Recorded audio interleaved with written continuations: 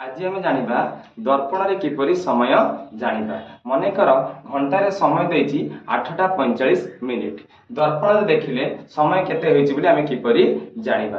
तार formula T होछि जदि समय 1 रु 11 घंटा मध्य रे होई थाए तेबे 11 घंटा 60 मिनिट रु दिया जायतिबा समय को आमे फेडाण कले आमे उपयुक्त मिरर रे देखा जाउतबा समय आमे जानि परिबा। जेपरि कि मनेकर तुमको समय दिया हेछि मनेकर घंटा रे अछि 8 घंटा 45 मिनिट बुझियला ताको आमे मिरर रे देखिले जे केते समय बोली आमे किपरि जानिबा। कोन करिबा ना 11 घंटा 60 मिनिट रु आमे फेडिबा 8 घंटा 45 मिनिट बुझिले कि नहीं। ताले केते हे जिवटा 3 घंटा 15 मिनिट।